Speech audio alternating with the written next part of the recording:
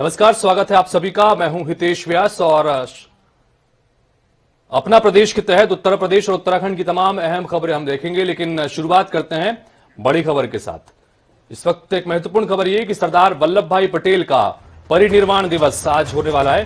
परिनिर्वाण दिवस पर श्रद्धांजलि सभा में पहुंचे हैं सीएम योगी। सीएम योगी ने सरदार पटेल को श्रद्धांजलि दी है। सीएम योगी ने सरदार की प्रतिमा पर पुष्पांजलि अर्पित की है।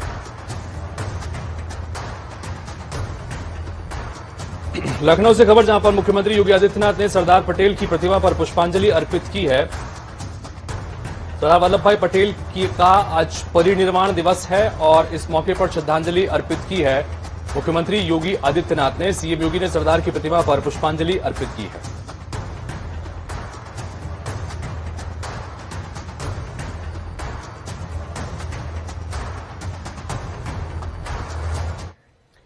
आगे बढ़ते हैं। यूपी विधानसभा में अब चूंकि कुछ ही दिन बचे हुए हैं, ऐसे में यूपी विधानसभा का शीतकालीन सत्र आज से शुरू हो रहा है।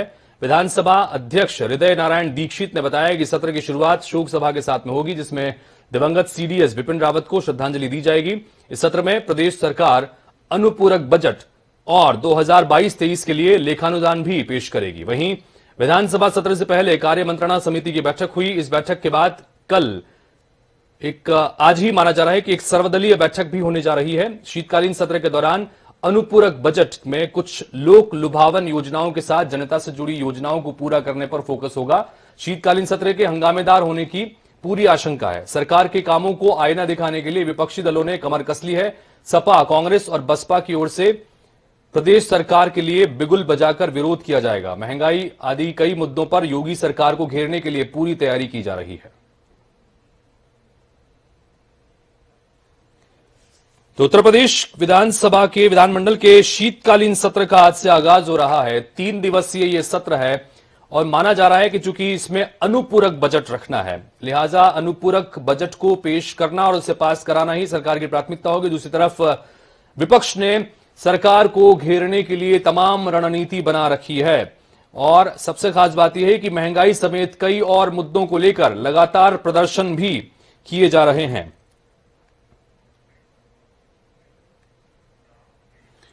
तो सपा विधानसभा के बाहर, माफ कीजिए, लखनऊ विधानसभा के बाहर समाजवादी पार्टी का प्रदर्शन देखने को मिल रहा है। महंगाई समेत कई मुद्दों को लेकर प्रदर्शन चल रहा है।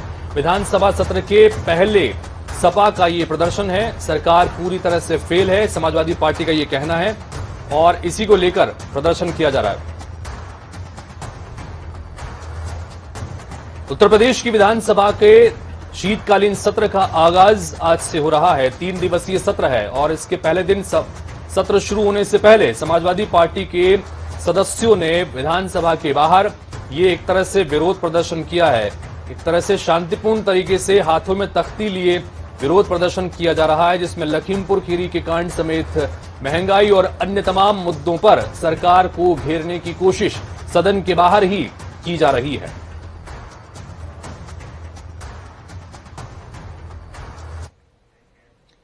तो दूसरी तरफ जीपीओ से खबर, जहां पर जीपीओ गांधी प्रतिमा पर कांग्रेस ने प्रदर्शन किया है। कांग्रेस विधायकों ने पैदल मार्च निकाला है। विधानसभा सत्र से पहले कांग्रेस का यह पैदल मार्च है। गांधी प्रतिमा से विधानसभा तक पैदल मार्च निकाला जा रहा है। सरकार को महंगाई के मुद्दों पर घेरने की कोशिश कांग्रेस पार्टी की तरफ से भी की जा रही है। तो लगातार कांग्रेस पार्टी और समाजवादी पार्टी सदन के बाहर ही सत्ता पक्ष को घेरने की रणनीति के साथ इस वक्त बैठे नजर आ रहे हैं। ये जीपीओ की गांधी प्रतिमा के बाहर की तस्वीर आपको दिखा रहे हैं, जहां पर कांग्रेस पार्टी के विधायकों ने प्रदर्शन किया है और केंद्रीय गृह राज्य मंत्री को बर्खास्त करने की मांग, जिसमें किसानों को न्याय दिलाने की बात करते नजर आ रहे हैं। महंगाई के मुद्दे की बात हो रही है। लखीमपुर खीरी कांड की गूंज सदन के बाहर देखने को मिल रही है।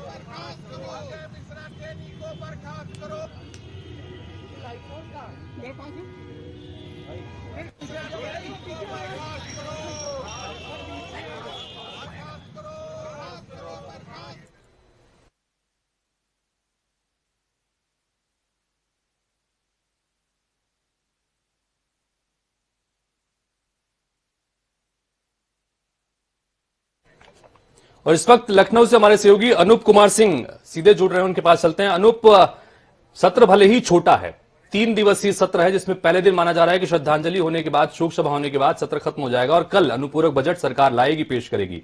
सरकार की मंशा है कि अनुपूरक बजट आ जाए, लेखानुदान आ जाए, लेकिन विपक्ष की पूरी कोशिश है कि इस दौरान सरकार को सदन से लेकर सड़क तक घेरने की कोशिश की जाए। इसके नजारे आज देखने को मिल रहे हैं। सत्र की शुरुआत हुई नहीं है, उससे पहले समाजवादी पार्टी और कांग्रेस दोनों ने ही जमकर प्रदर्शन किया है। क्या कुछ अब तक देखने को मिल रहा है वहां पर, अनूप?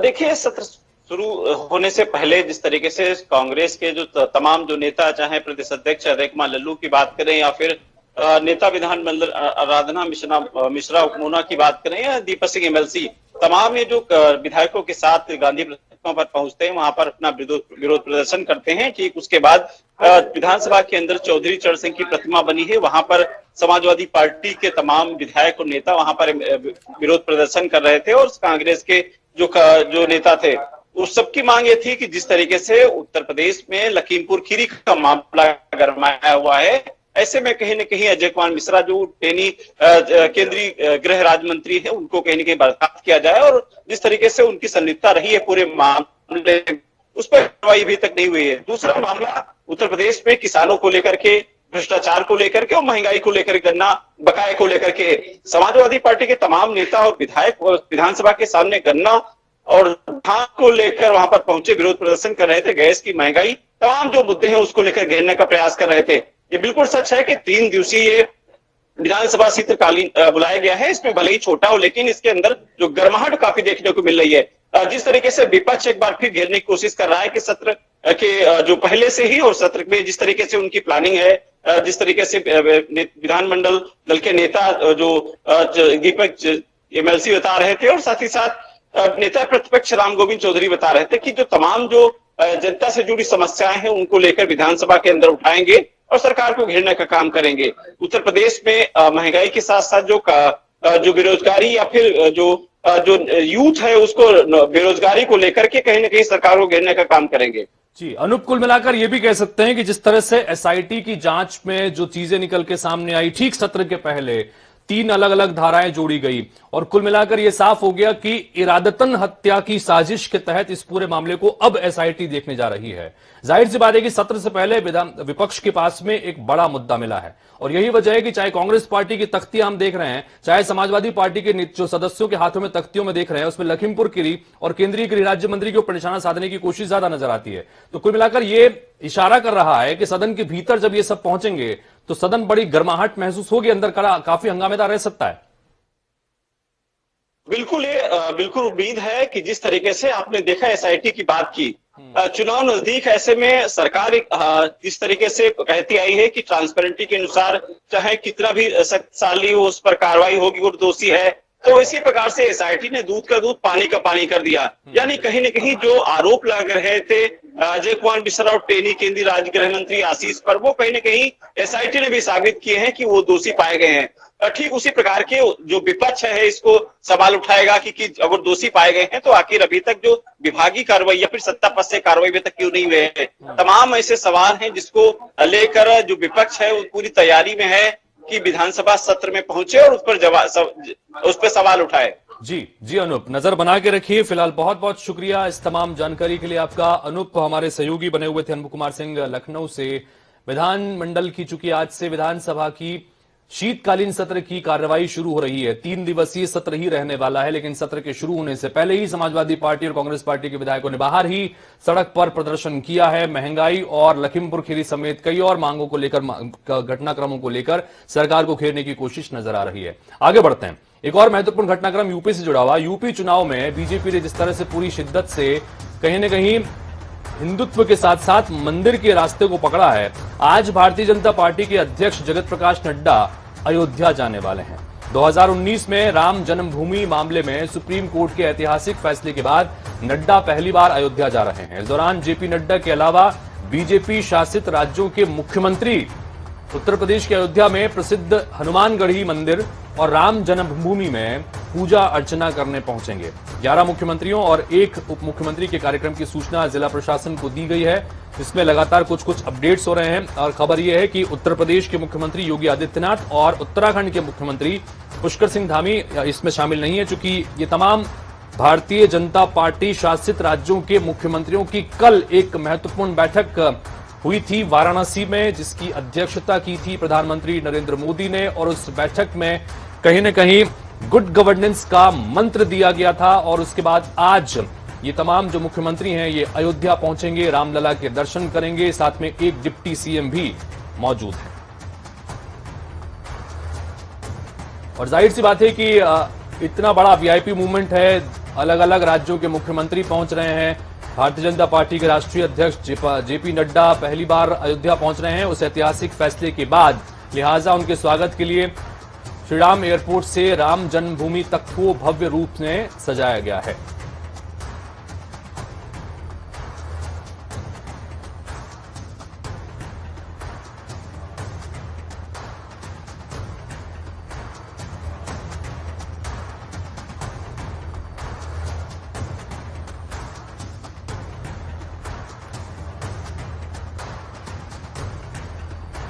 बीएस लाठी हमारे सहयोगी इस वक्त अयोध्या से जुड़ रहे हैं, सीधे उनके पास चलते हैं। लाठी, अगर आप तक मेरी आवाज पहुंच रही है, जानना चाहेंगे आपसे, चूंकि बड़ा ऐतिहासिक दिन रहने वाला है अयोध्या के संदर्भ में भी जगत प्रकाश नड्डा तो पहुंच ही रहे हैं, साथ ही भाजपा शासित राज्यों के मुख्यमंत्री भी पहुंच रहे हैं और डिप्टी सीएम भी यहां पर रहने वाले हैं। लिहाजा क्या कुछ खास रहने वाला है, किस तरह की तैयारियां अयोध्या में?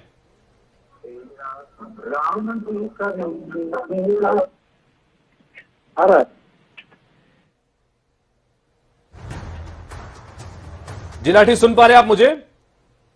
जी, पीछे तो जिस तरह से यहाँ की साज सजावट है, जिस तरह की पूरी तैयारियां हैं, 11 बजकर सीधा जो बीजेपी शासित दोबारा सीएम है जो सीधा अयोध्या एयरपोर्ट आएंगे। एयरपोर्ट से सीधा जो तैयारियां हैं, जो जिला प्रशासन की तैयारियां हैं, पूरी अंतिम रूप से की गई है और वो सीधा पंचशील होटल आएंगे। पंचशील होटल से दर्शन फिर से श्री रामलला जन्मभूमि में जाएंगे, दर्शन पूजन करेंगे। दर्शन पूजन करने के बाद जो मंदिर का निर्माण हो रहा है उसका निरीक्षण भी और देखेंगे भी कि किस तरह से रामलला का निर्माण हो रहा है। और उसके बाद जो सीधा, क्योंकि यहाँ जो बीजेपी के राष्ट्रीय अध्यक्ष जेपी नड्डा है, जेपी नड्डा के नेतृत्व में दोबारा सीएम और डिप्टी सीएम जो परिवार सहित आ रहे हैं, उनकी देखरेख में ही तमाम लोग जो डिप्टी सीएम है या मुख्यमंत्री है वो अयोध्या के विकास कार्य और जो विकास है, जो मॉडल है, उसी तरह से गुजरात, अभी तक ये कहा जाता था कि मोदी जी का गुजरात मॉडल और योगी जी का जो यूपी मॉडल है वो अन्य राज्यों में इसी तरीके से, जैसे ताज कॉरिडोर का भी उद्घाटन हुआ और ताज कॉरिडोर से सीधा अयोध्या जो सारे सीएम आ रहे हैं, वो रामलला और जो नव्य अयोध्या जो बनाई जाएगी उसकी जो रूपरेखा है जेपी नड्डा के साथ जो तमाम मुख्यमंत्री लोग हैं वो देखेंगे। जी पीएस लाठी, आप लगातार नजर बना के रखिए और तस्वीरें आपके जरिए लगातार अपने दर्शकों तक पहुंचाते रहेंगे। मुख्यमंत्रियों के आने का कार्यक्रम है, भाजपा अध्यक्ष के आने का कार्यक्रम है और यही वजह है कि जमकर यहां पर तैयारियां की गई हैं और उनके स्वागत के लिए एयरपोर्ट से लेकर अयोध्या नगरी तक में तमाम जगह पर जबरदस्त तरीके से स्वागत की तैयारी की गई। बहरहाल आगे बढ़ते हैं अगली खबर की तरफ। आगामी विधानसभा चुनाव की बात करें, आगामी विधानसभा चुनाव में अपने संकल्प पत्र के लिए भाजपा आज से यूपी नंबर 1 सुझाव आपका संकल्प हमारा इस अभियान की शुरुआत करने जा रही है। अभियान की शुरुआत मुख्यमंत्री योगी आदित्यनाथ करेंगे। पार्टी का दावा है कि इस बार यूपी में भाजपा का यह सबसे वृहद संकल्प पत्र अभियान होगा। इस अभियान के जरिए भाजपा उत्तर प्रदेश वासियों से उनकी अपेक्षाएं, आकांक्षाएं और सुझाव विभिन्न माध्यमों से एकत्रित करेगी। उन्हीं सुझावों के आधार पर इस बार का संकल्प पत्र तैयार होगा। इसके अलावा आकांक्षा पेटी के जरिए समाज के सभी वर्गों से उनके सुझाव लेने के लिए विधानसभा स्तर तक आकांक्षा पेटी जाएगी। वेबसाइट, ईमेल और मिस्ड कॉल के माध्यम से भी लोगों का सुझाव मांगा जाएगा। इसी के आधार पर पार्टी 2022 के लिए अपना संकल्प पत्र बनाएगी। लखनऊ के इंदिरा गांधी प्रतिष्ठान में सुबह 11:30 बजे मुख्यमंत्री योगी आदित्यनाथ इस अभियान का आगाज करने वाले हैं। इस मौके पर प्रदेश अध्यक्ष स्वतंत्र देव सिंह, उप मुख्यमंत्री केशव प्रसाद मौर्य, दिनेश शर्मा, संकल्प पत्र कमेटी के अध्यक्ष सुरेश खन्ना और संकल्प पत्र कमेटी के अन्य सदस्य भी मौजूद रहने वाले हैं।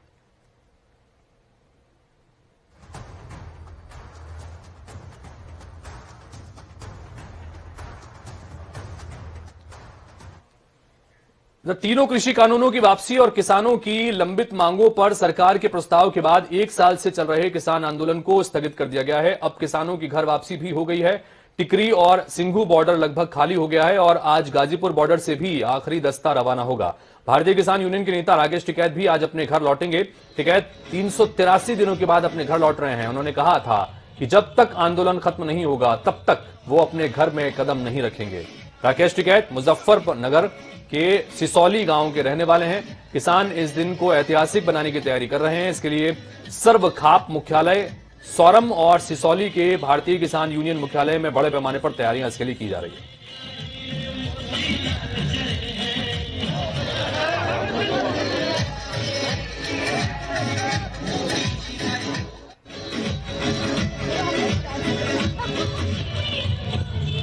इस वक्त हमारे साथ हमारे सहयोगी हैदर अली सीधे वहीं से जुड़ रहे हैं, गाजीपुर से। उनके पास चलते हैं। गाजीपुर बॉर्डर पर मौजूद हमारे सहयोगी हैदर। जानना चाहेंगे आपसे कि ऐतिहासिक दिन है, क्योंकि किसानों ने इतना लंबा आंदोलन किया जिससे दुनिया के बड़े लंबे चले आंदोलनों में से एक गिना जाता है। एक तरह से किसानों की जीत हुई और राकेश टिकैत एक बड़ी भूमिका उन्होंने निभाई। आज वो स्वयं यहां से घर लौट रहे हैं, चूंकि माना जा रहा है कि आज पूरी तरह से किसानों की घर वापसी हो जाएगी। अब ऐसे में राकेश टिकैत जा रहे हैं, किसानों ने इसे ऐतिहासिक बनाने की कोशिश की है। क्या कुछ खास तैयारियां देख पा रहे हैं वहां पर हैदर? देखिए देश, बिल्कुल आपने बिल्कुल सही कहा। कहीं ना कहीं जहां किसान जो है 13 महीने से आंदोलन कर रहे थे और आंदोलन का मुख्य चेहरा जो था वो राकेश टिकैत ही था, क्योंकि 26 जनवरी के कांड के बाद से जहां कुछ किसान नेताओं ने अपने यहाँ पे राकेश टिकैत का साथ छोड़ दिया था, आंदोलन छोड़कर वापस चले गए थे। लेकिन किसान नेता चौधरी राकेश टिकैत लगातार यहाँ पे जमे हुए थे, जिसकी वजह से आज सरकार ने बात मानी है और सरकार ने कहीं ना कहीं आश्वासन दिया है एनएचपी को लेकर। अगर बात की जाए आज की, तो आज एक बहुत बड़ा भव्य प्रोग्राम यहाँ रखा गया था, क्योंकि फतेह रैली का इसका नाम दिया गया था। राकेश टिकैत यहाँ से निकल चुके हैं। एलिवेटेड रोड के रास्ते ये मुरादनगर मोदीनगर के होते हुए मुजफ्फरनगर जाएंगे। मुजफ्फरनगर में जो खाप चौधरी का कार्यालय है वहां पर जो बुजुर्ग है उनसे मिलेंगे, वहां उनसे आशीर्वाद देने के बाद सिसौली गाँव जाएंगे। अगर सिसौली गांव की बात की जाए तो राकेश टिकैत के पैतृक गांव में 2 दिन से पूरे गांव को सजाया गया है दुल्हन की तरह से। एक तरीके से जैसे कि राम की वापसी होती है वनवास के बाद, ऐसी ही राकेश टिकैत की वापसी गाथा हो रही है। पूरा तरीके से वैसे ही माहौल बनाया गया है। किसान जो है बड़े दमदम के साथ सुबह यहाँ पे डांस कर रहे हैं, जो महिला है वो भी डांस कर रही है और कहीं ना कहीं यहाँ से किसानों का हुजूम जो है वो निकल चुका है सिसौली गाँव की तरफ। कहीं ना कहीं किसानों की एक बहुत बड़ी जीत है, जहां सरकार ने उनकी बातों को माना है। राकेश टिकैत का साफ तौर पर यही कहना है कि हमने 5 तारीख का टाइम दिया है, 15 जनवरी का। अगर जनवरी के इस बीच में सरकार हमारी किसी मांगों को नहीं मानती है या अपनी बातों से पीछे हटती है तो संयुक्त किसान मोर्चा 15 जनवरी ठीक है हैदर जी। हैदर, बहुत बहुत शुक्रिया इस तमाम जानकारी के लिए आपका। जैसा कि हमारे सहयोगी हैदर ने बताया कि गाजीपुर बॉर्डर से निकल चुके हैं राकेश टिकैत और किसान इस दिन को, और खासतौर पर राकेश टिकैत की 383 दिन बाद आंदोलन करने के बाद अपनी इस घर वापसी को, किसान भी, संगठन से जुड़े तमाम जो लोग हैं, तो तमाम किसान वहां मौजूद हैं, उनके समर्थक मौजूद हैं, वो इसे ऐतिहासिक बनाने की तैयारी में लगे हुए हैं। मुजफ्फरनगर के सिसौली के वो रहने वाले हैं और वहां तक जब जाएंगे तो जगह जगह उनके स्वागत की तैयारी की गई। बहरहाल आगे बढ़ते हैं। उत्तर प्रदेश में 2022 में सत्ता परिवर्तन के प्रयास में लगी समाजवादी पार्टी के लिए महत्वपूर्ण दिन इसलिए क्योंकि लगातार समाजवादी पार्टी के अध्यक्ष अखिलेश यादव अलग अलग इलाकों में जा रहे हैं, अपनी बात रख रहे हैं लोगों के बीच में। इस बीच वो जौनपुर दौरे पर पहुंचे हुए हैं और जौनपुर दौरे का आज उनका दूसरा दिन है। अखिलेश यादव जौनपुर की सभी विधानसभाओं में रथ यात्रा निकाल रहे हैं और जगह जगह लोगों को संबोधित कर रहे हैं। बीते दिन अखिलेश यादव समाजवादी विजय रथ यात्रा का 6वां चरण आज से शुरू हो रहा है। अखिलेश यादव पार्टी का रथ लेकर पूरे जौनपुर में यात्रा कर रहे हैं। अखिलेश के साथ सुहेलदेव भारतीय समाज पार्टी के अध्यक्ष ओम प्रकाश राजभर भी इस दौरान मौजूद रहने वाले हैं।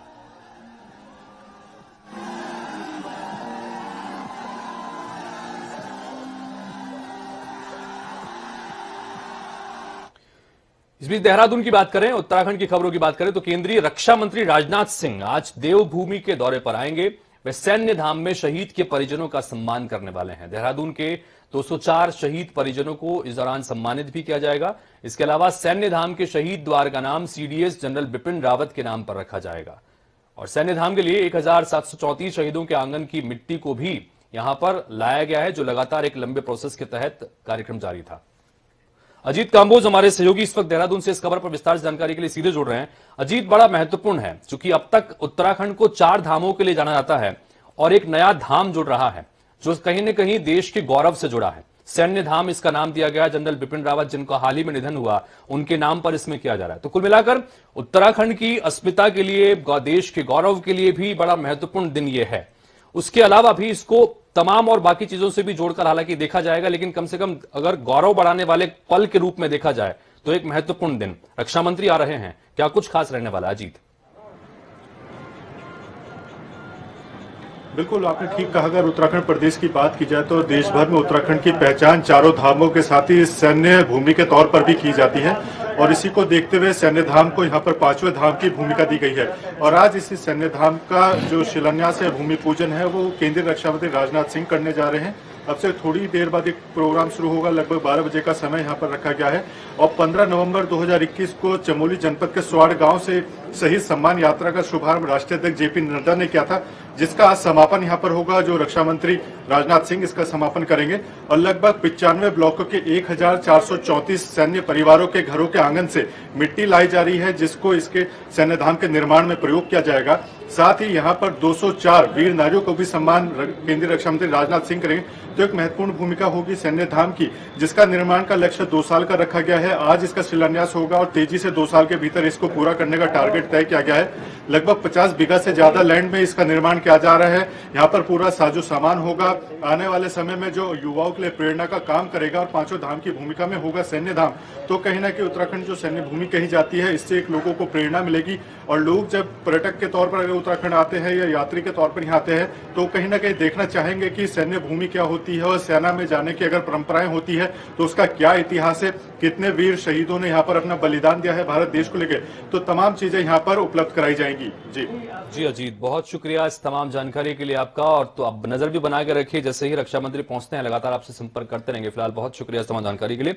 तो कुल मिलाकर इसी के साथ फिलहाल इस बुलेटिन में इतना ही, लेकिन खबरों और अपडेट्स का सिलसिला लगातार जारी रहेगा। नमस्कार।